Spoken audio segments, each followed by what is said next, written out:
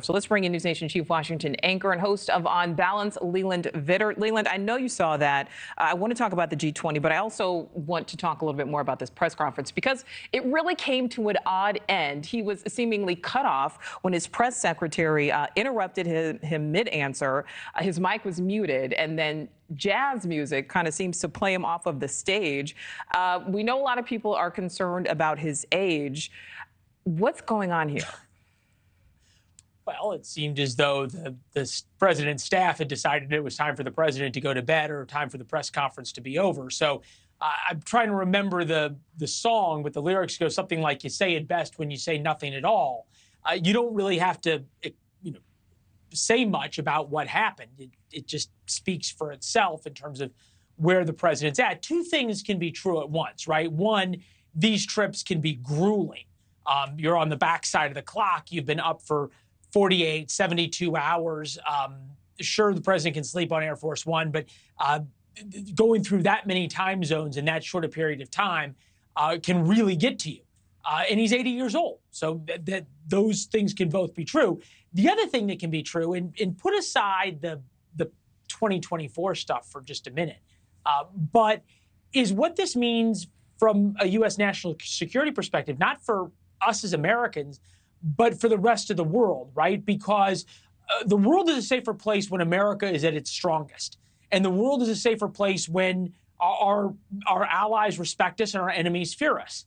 And I'm thinking about what Xi Jinping and Vladimir Putin and Kim Jong-un and the other bad boys around the world are thinking when they see the American president sort of that hard of trying to have coherent thought and make decisions. It was famous during the Cuban Missile Crisis that President Kennedy barely slept for 10 days. Right. If 2 days of jet lag do that to the American president, you can think that there's some other folks who may want to take advantage of that. Oh, absolutely right. As you say, what is Xi Jinping, Vladimir Putin thinking as, they hear the press secretary interrupting the president and then music kind of just start playing him off the stage as if it's an award show. All right, Leland, let's get to the details of the actual summit. We know the president's working to bring Vietnam closer to the U.S., but talk about why that is important or why the White House views that as being important. Well, it's kind of wild, right? And we have to put this in perspective that President Biden, you can see him there in India, but then when he goes to Vietnam, this is all designed to try and corner, if you will, Xi Jinping of China, or put a ring around China.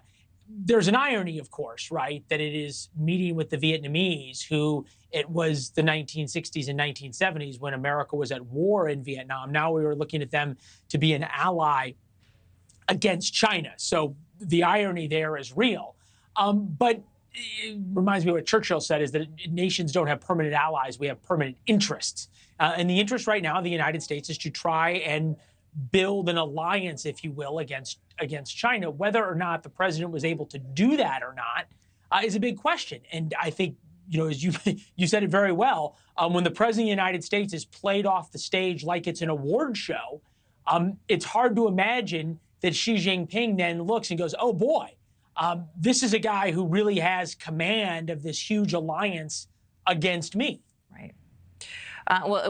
Speaking of Xi Jinping there, it's certainly not a shock that Putin wouldn't be there. He was not at the G20. We know Xi Jinping was also not there. But should the White House have put more direct pressure on him for not showing up?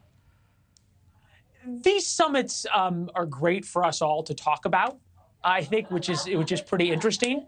But they don't necessarily really have significant weight in terms of how they change things. Whether or not Xi Jinping shows up is probably not the world's most significant part of this.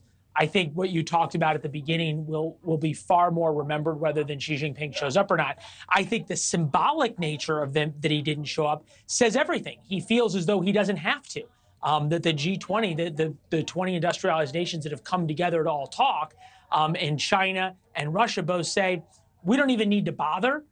We no longer feel as though we have to sort of play the game, which a lot of these summits really are, speaks volumes. Yeah, it certainly does. Yeah, if two, very important nations are choosing to no longer play the game.